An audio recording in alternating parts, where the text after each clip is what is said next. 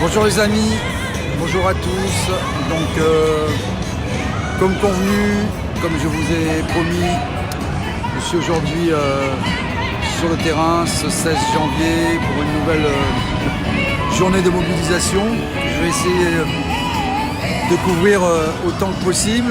Donc je suis à la gare Montparnasse, cortège qui doit partir de la gare Montparnasse et qui doit aller jusqu'à la place d'Italie.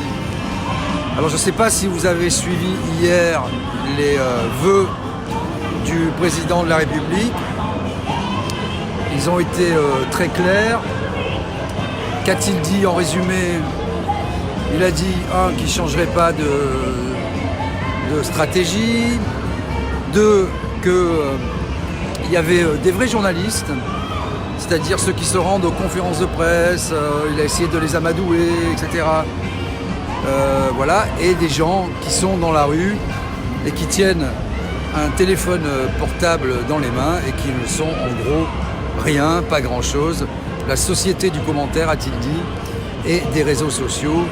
Donc l'idée, c'est effectivement de donner l'imprimature aux médias mainstream, aux médias dociles qui se feront accréditer dûment et aux médias de préfecture en fait, tous les gens qui ont une carte de presse, et ça suffit pour le président de la République pour être un bon journaliste. Donc en ce qui me concerne, moi je continuerai à être sur le terrain, calmement, avec une parole toujours mesurée, pas la peine d'en rajouter.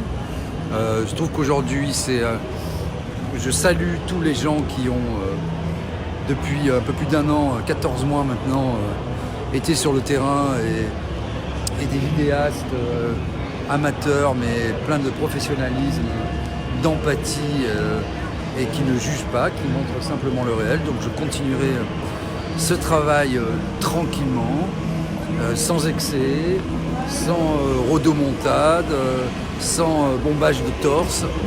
Et je pense que ça suffit parce que le réel, les faits sont là, ils se suffisent à eux-mêmes et donc c'est bien de les montrer. Je ne sais pas trop moi ce que c'est un conseil de déontologie pour les journalistes qui jugent les journalistes. Je ne savais pas que les journalistes étaient des moralistes, des procureurs. Parallèlement à ça, vous avez la loi Avia dite contre la haine qui va être votée puisqu'il y a une accélération, ça a été discuté en commission. On est revenu à pratiquement la première mouture du texte. Pour bien comprendre les enjeux, ce qui a été demandé, on verra ce qui sera voté à la finale, mais c'est de ne plus passer par le juge et d'avoir des collaborations avec les plateformes afin qu'elles puissent, dans les 24 heures, supprimer les comptes et les contenus dits offensants, haineux, etc. Donc évidemment la surveillance se peaufine, la surveillance resserre les mailles de son filet et j'espère que les journalistes dits mainstream ou des grands journaux, des grandes télévisions finiront par se mobiliser. Hier, timidement, mais quand même, lors de la conférence de presse à l'Élysée, dans la salle de presse, il y a le président de l'association de la presse présidentielle qui a essayé d'expliquer où en était la profession. Il l'a fait courtoisement. On verra effectivement si les journalistes se laissent amadouer, s'il va y avoir, même si ça a déjà été le cas, des médias complètement inféodés à l'exécutif et des médias libres. Simplement, comme je dis, c'est pas être dans une lutte, c'est pas être dans une action séditieuse, c'est simplement être parmi les gens et montrer ce qui se passe réellement, ces mobilisations populaires, qu'elles soient dans le public, qu'elles soient dans le privé, les avocats, les médecins, les artisans, les petits patrons, un peu tout le monde, évidemment les salariés du public, les hôpitaux beaucoup, les médecins, vous avez vu, qui ont démissionné en masse il y a 2 jours. Donc voilà, je ne sais pas trop, hier il a dit qu'il y avait à l'étude un projet qui sera adopté par promulgation de décret sur un grand plan stratégique pour la presse. Et il a eu cette expression, le président de la République, il a dit « nous allons garantir et travailler à l'indépendance des médias ». Je pense que le meilleur moyen pour les médias d'être indépendants, c'est de ne pas s'occuper d'eux. Je veux dire, on prend nos risques, on a des entreprises à gérer.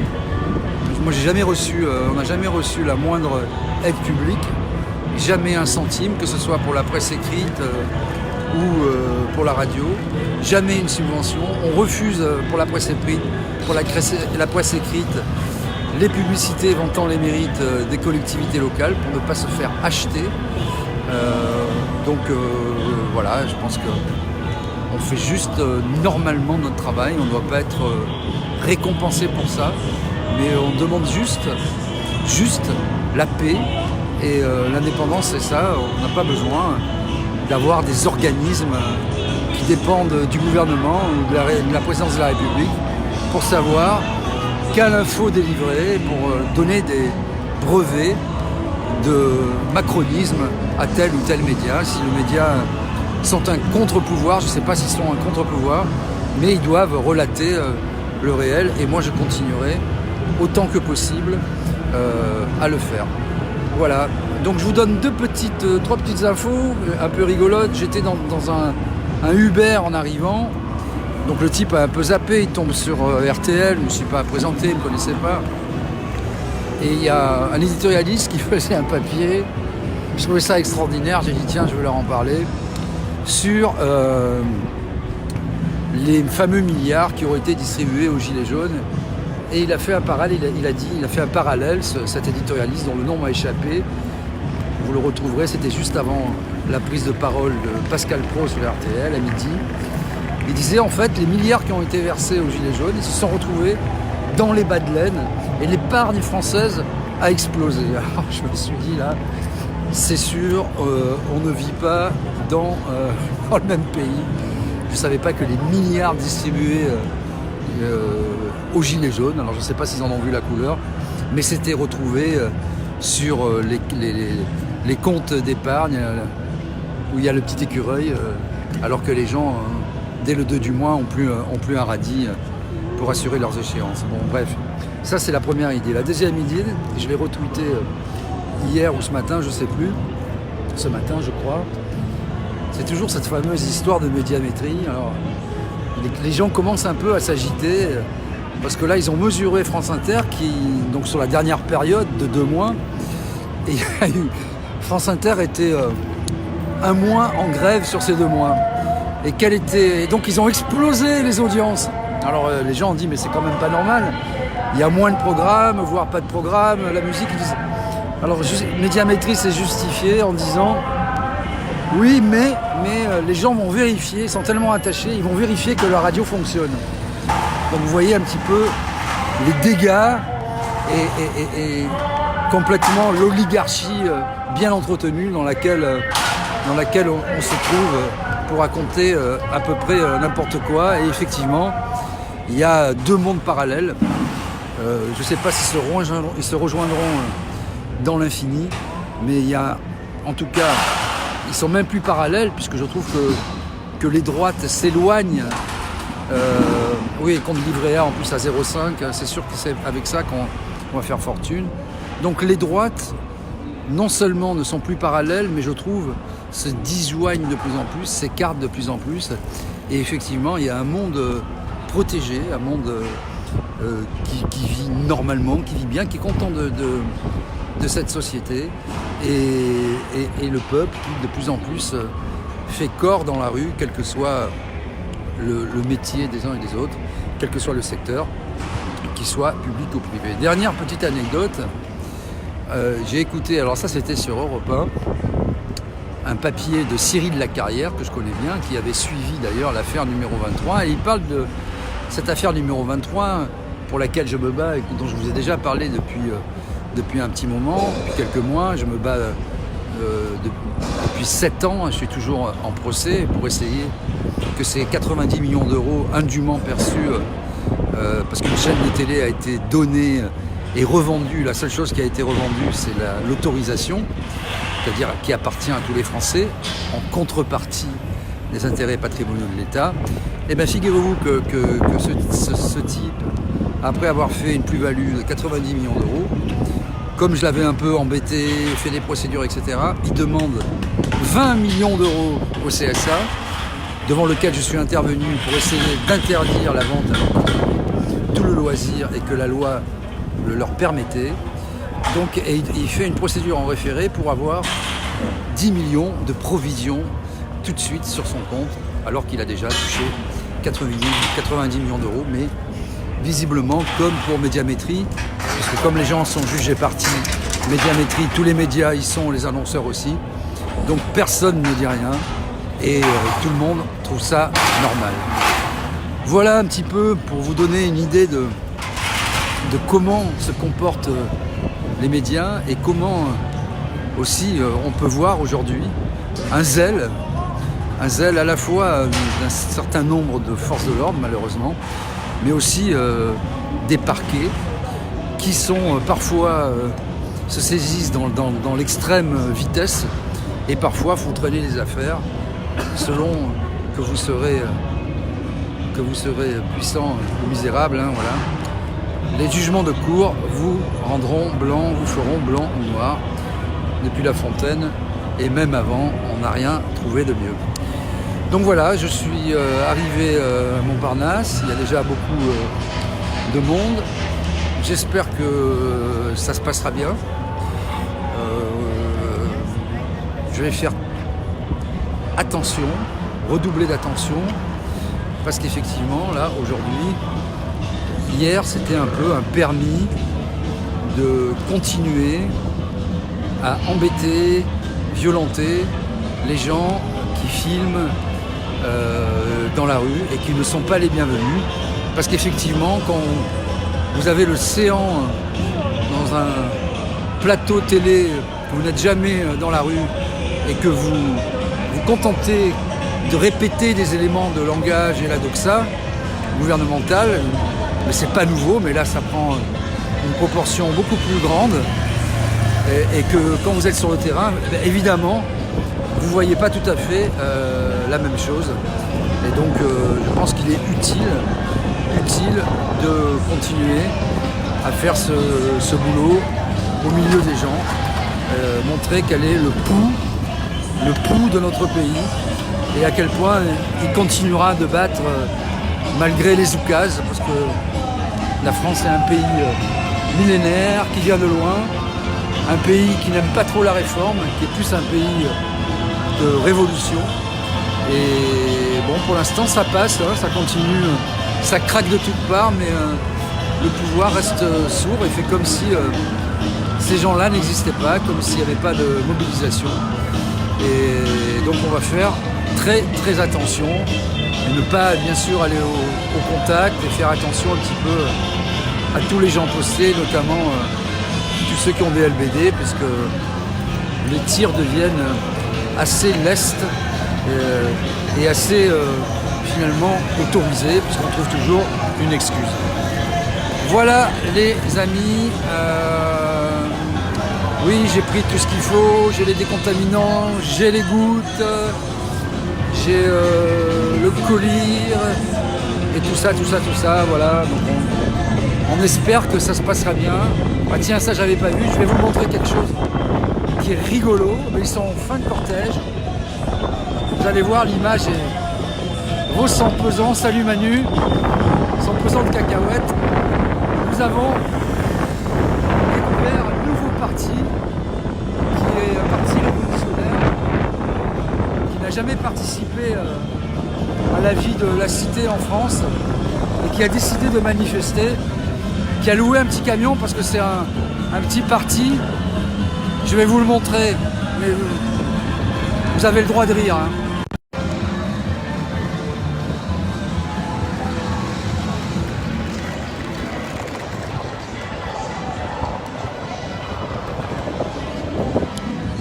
Voilà.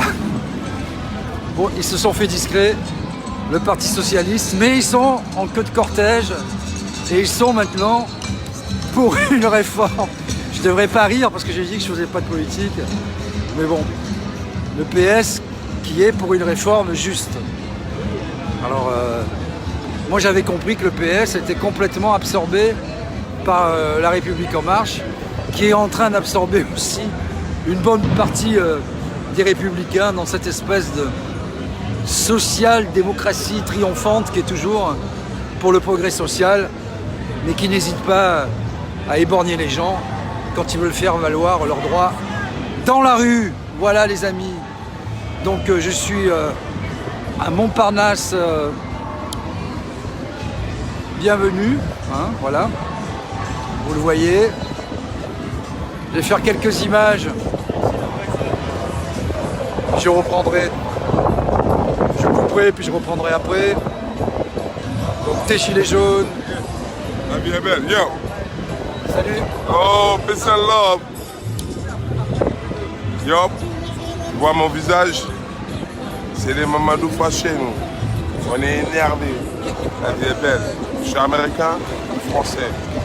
Et là, ce qui se passe, on n'a même pas fêté Noël. Bonne année pour tous les clochards aussi. Salut. Donc vous voyez la CGC,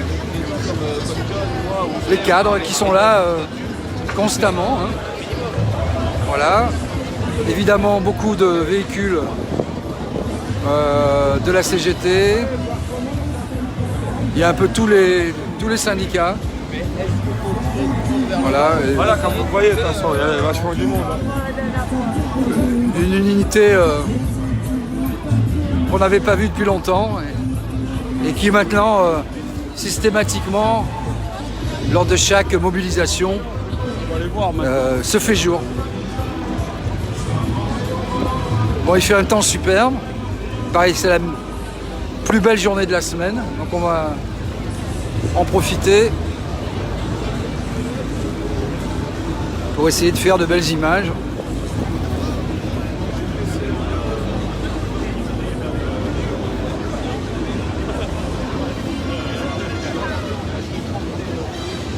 Sur le long terme. Vous voyez, maintenant, il y a vraiment un peu de tout. Pendant des mois, les Gilets jaunes parlaient de convergence. Ça a mis un peu de temps, mais effectivement, aujourd'hui, tous les gens se mélangent. Il n'y a plus d'histoire d'étiquettes, de syndicats, de Gilets jaunes, etc. Il y a vraiment un mouvement qui vient du plus profond, et c'est partout en France comme ça. Voilà. Salut! Ça va et toi? Va bien? La forme? Ouais. Bon, je fume un peu, j'arrive. Ouais.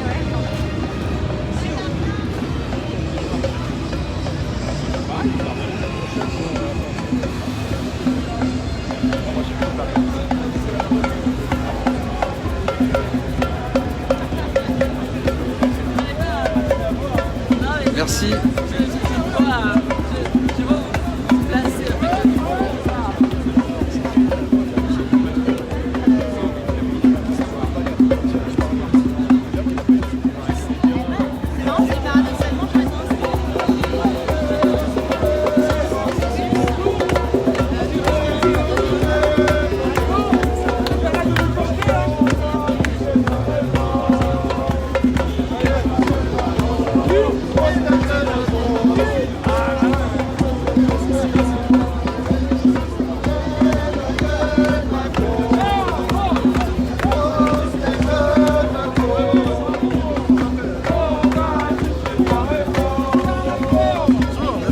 Bonjour. Ça y est, je l'ai. Ah, vous l'avez déjà? Merci. Ou alors la Banque Nationale? Ouais, on va y arriver, je pense. Bah oui, oui. Faudra du temps, mais On fera la promotion on l'a fait. avec vos chroniqueurs. On va le faire. On va continuer. En tête de fion.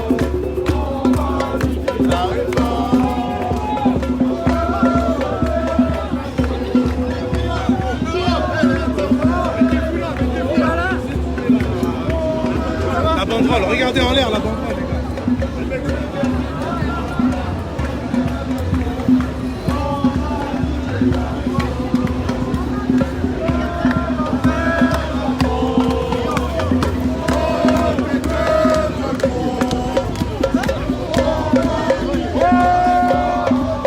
Ah, dommage, vous n'avez pas l'odeur là. Ça sent la merguez. Ça sent l'été.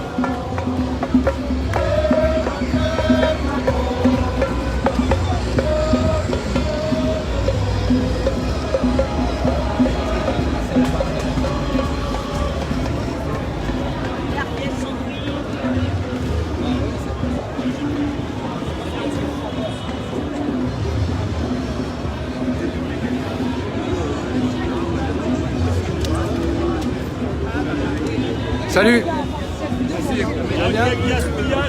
Bonne année. Ça fait plaisir de te voir. Eh gros, bonne année à toi. Ici, on nous voit pas.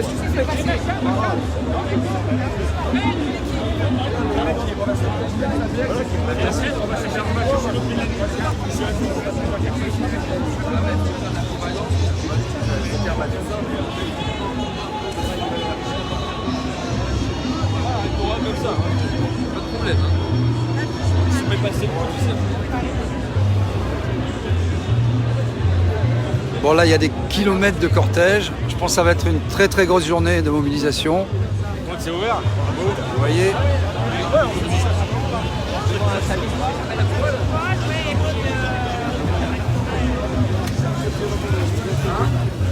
Donc là c'est au niveau du monde assez spectaculaire. Je crois que ça va être une grosse journée là. Je ne sais pas si vous voyez bien, je fais un plan ensemble. C'est assez énorme. Donc je suis au début du boulevard du Montparnasse, devant le cinéma Bretagne.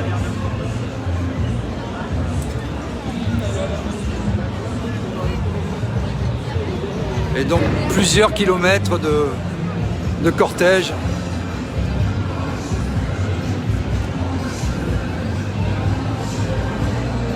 Vous voyez les avocats.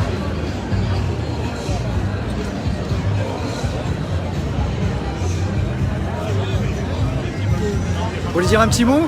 Pourquoi vous êtes là? Non? Vous voulez dire un petit mot? Vous voulez dire un petit mot? Pourquoi vous êtes là? Je suis le patron de Sud Radio.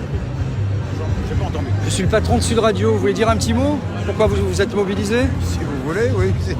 Allez. Donc je suis avec un avocat. Les avocats sont présents aujourd'hui. C'est pas la première fois. Pourquoi vous vous mobilisez contre cette réforme des retraites? Parce que je crois que vous avez une caisse de retraite qui fonctionne pas trop mal. On a une caisse de retraite, une caisse autonome qui fonctionne même plutôt bien puisqu'elle est excédentaire. Donc à nous, on ne peut pas raconter l'histoire de ces caisses de retraite de privilégiés qui pèseraient sur les dépenses publiques. Et puis on est là aussi, nous en tout cas le syndicat des avocats de France, également dans une démarche solidaire avec l'ensemble des salariés qui à juste titre protestent contre cette réforme, cette mise en œuvre du régime dit de réforme par points, qui est un véritable piège pour les salariés et pour les plus modestes, c'est-à-dire pour ceux qui n'auront pas les moyens de se financer une retraite par capitalisation. Oui, parce qu'on voit bien de toute façon, on peut tourner le problème dans tous les sens. On voit bien de toute façon que la retraite par répartition sera insuffisante avec ce système par points. On ne connaît pas bien d'ailleurs la valeur du point parce qu'on sait qu'il va fluctuer évidemment.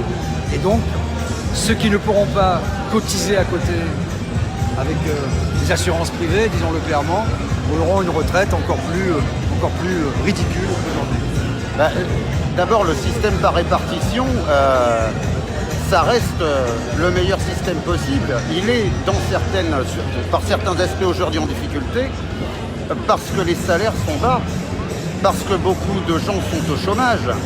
À partir du moment où on a un gouvernement qui nous dit qu'il est hors de question de toucher aux cotisations des entreprises, ça ferme d'emblée le débat.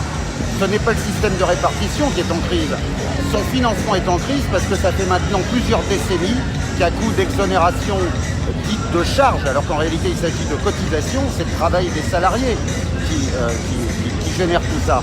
c'est ça qui a mis le système par répartition en difficulté. Mais c'est à la fois ceux qui créent les difficultés qui viennent aujourd'hui nous expliquer qu'il faut sauver le régime. On connaît la manière de sauver le régime. De cette manière-là, on n'en veut pas. Eh bien, merci, c'est très clair. Merci. Vous êtes venus en groupe, là, je vois, je vais faire une image. Voilà. Les avocats qui se mobilisent.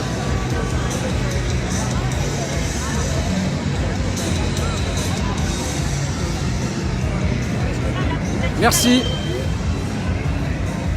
Oui, un grosseur a quelque chose à ajouter. Allez-y. Oui, moi j'ai pas la robe aujourd'hui, mais cette réforme elle arrive en même temps que la réforme multiple qu'on a eu toute l'année par 50 décrets qui sont sortis, de réformes de procédure qui tendent tous à sortir le justiciable des juridictions. On va vers une privatisation, on a une déjudiciarisation massive de la procédure. Et on est en train d'expliquer aux avocats qu'il faut qu'ils se réjouissent de ce qu'on va nous laisser de la place à titre privatif pour faire des conventions de procédure, pour arriver aujourd'hui à avoir une justice privée, comme Macron est en train de favoriser aussi le fait que demain nous allons avoir une réforme qui n'est destinée qu'à financer et qu'à permettre à trouver un marché aux retraites privées. Aujourd'hui, on a le même mouvement dans la justice. On vient de subir encore moult décrets au mois de décembre qui nous sont destinés qu'à permettre à prononcer des caducités, des irrecevabilités, parce que les juridictions ne sont plus en état de juger, n'ont plus les moyens, et qu'aujourd'hui, ce qu'on demande aux juges, c'est de sortir les dossiers avant même de les juger au fond. Et il faut que les avocats se réjouissent de ce qu'on les autorise demain à faire payer nos clients pour rendre nous-mêmes la justice et faire des contrats privés de justice. Ça ne nous intéresse pas, nous, le syndicat des avocats de France, c'est pas ça qu'on veut. Ce qu'on veut aujourd'hui, c'est que les gens puissent avoir un accès digne à la justice. Ça fait 20 ans qu'on nous promet une réforme de l'aide judiciaire qui nous a été promise dès le gouvernement Jospin, qui n'a jamais été tenue. La situation aujourd'hui est en train de s'aggraver. On en est à un stade où les greffiers nous demandent du papier pour imprimer les jugements. Stop. Alors en plus, il faut faire un parallèle, puisque la demande de justice n'a jamais été aussi importante, tant en qualité qu'en nombre. Donc il y a un sous-effectif chronique, effectivement, et on voit que petit à petit, dans tout le fonctionnement, mais aussi dans tout le fonctionnement judiciaire, on pourrait parler des greffiers, il y aurait beaucoup à dire, mais donc il manque des magistrats, il manque des avocats. L'aide juridictionnelle, c'est vrai qu'elle est de plus en plus compliquée. On va vers une justice expéditive et on va aussi vers une financiarisation et on donne au privé finalement même dans l'élaboration de la loi, puisqu'aujourd'hui il y a des cabinets qui sont chargés de rédiger, normalement, par exemple, sur la réforme des retraites, toute la loi.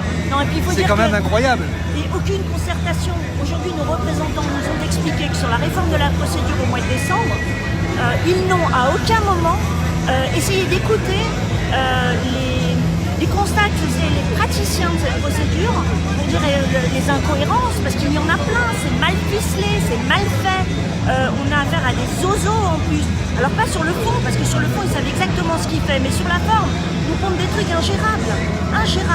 Et moi si j'ai un appel à faire aujourd'hui, c'est à celui du corps des magistrats et des greffiers, pour leur dire qu'on a intérêt tous ensemble à dire que ça n'est pas tenable, et pas les uns contre les autres, comme aujourd'hui le ministère de la Justice veut jouer la partition. Eh bien, cher maître, merci. Vous n'avez pas de robe, mais vous avez gardé votre voix. Bonjour. Merci tellement pour votre radio, pour merci. Ce que vous faites, que vous êtes invité sur les autres chaînes, etc. On essaie de dire la vérité, ouais. La vérité des faits, quoi. Et vous êtes tellement... C'est plus fort que tout. Ça finira par... en ce moment-là, il faut résister. Merci. Bon courage. Merci.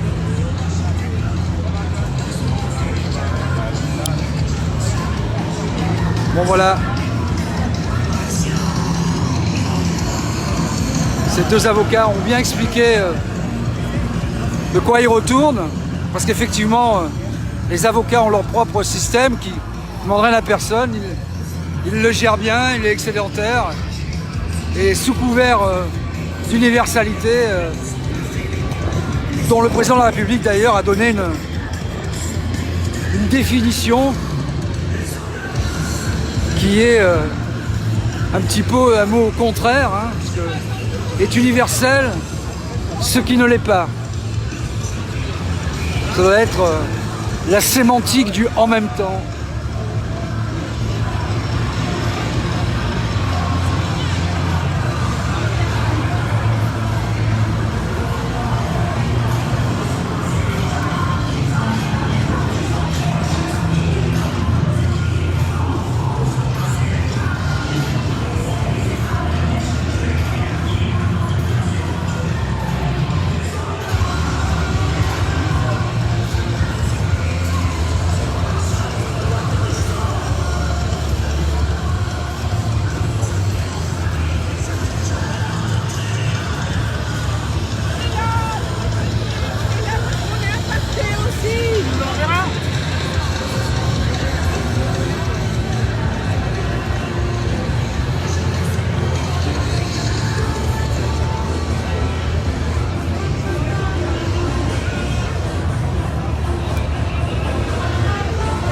Sans jugement à l'emporte-pièce, on peut quand même dire que le président de la République et son gouvernement auront mis de façon constante, profonde et répétée tous les Français dans la rue.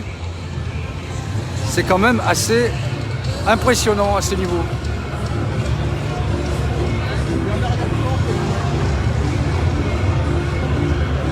Et effectivement, il y a vraiment deux mondes, quoi.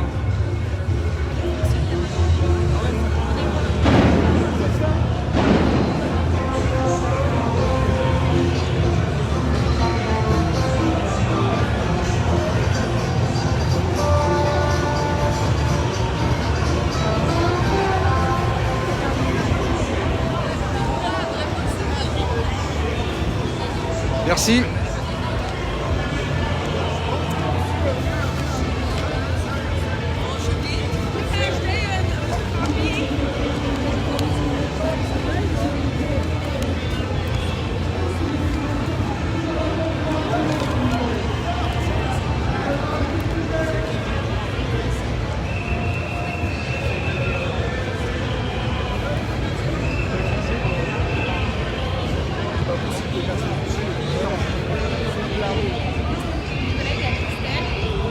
Bon, là, il va encore y avoir plusieurs dizaines et dizaines de milliers de manifestants.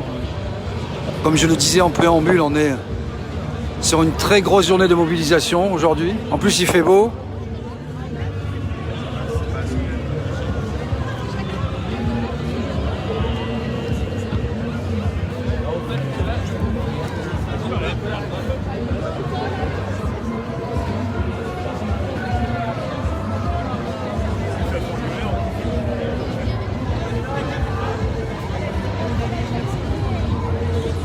Merci. Merci à vous.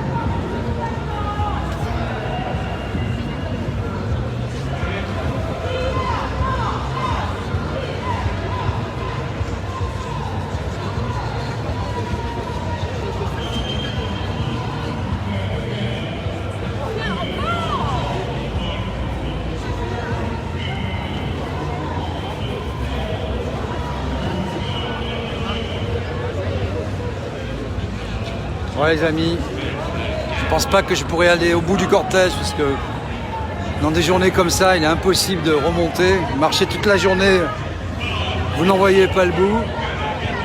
Je vais repartir à Montparnasse, essayer de trouver quelques copains, notamment Antoine Payon, qui m'a dit qu'il serait là aussi. Donc je vous dis à tout à l'heure, je prendrai régulièrement la parole, enfin je ferai régulièrement des images. Et puis n'hésitez pas surtout à partager pour montrer un peu ce qui se passe dans les rues de France. À tout à l'heure les amis, salut.